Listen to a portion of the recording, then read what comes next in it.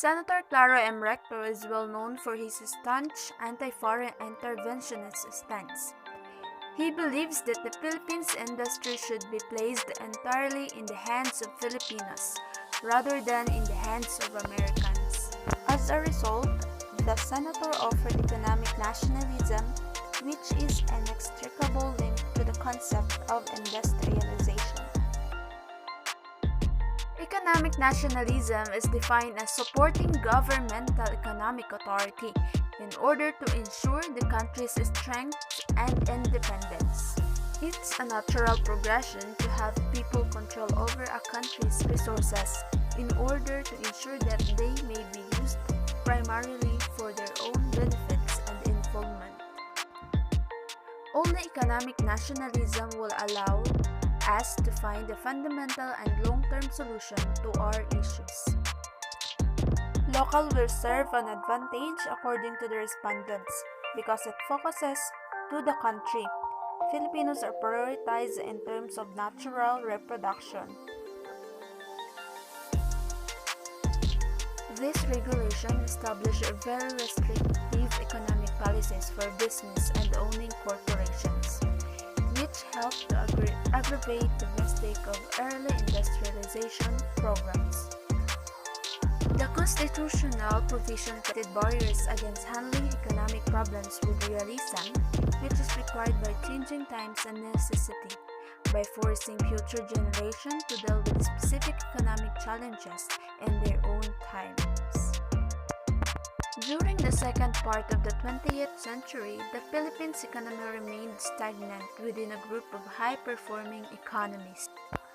It established an economic and political framework that discouraged competition, boosted monopolies and inefficiencies among nations, stifled international trade, and therefore postponed the establishment of economic specialization based on comparative advantage by a significant amount of time. Economic nationalism harmed a new type of nationalism based on competitiveness and comparative advantage concepts.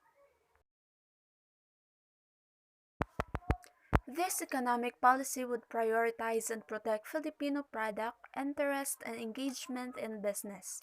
President Garcia desired economic independence for the Philippines, as he desired Filipinos to have dominance over our natural resources, and exploitation without affecting and relationship with foreign partners. One of this policy's greatest strengths is that it prioritizes Filipino and their welfare.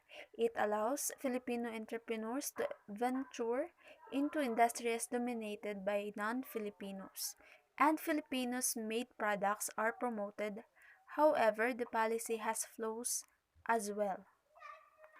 Furthermore, this policy has an impact on our country's diplomatic relations with other surrounding countries, such as China, where Chinese Filipinos complain that the policy is discriminatory. It calls into doubt the definition of Filipino.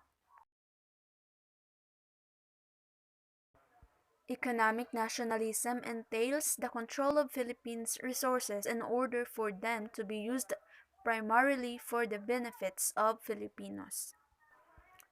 In economic terms, nationalism is the ownership of the country's resources by its own people to ensure that they are used primarily for their own benefits and enjoyment. Its political manifestation are independence and sovereignty, as well as desire to be treated fairly.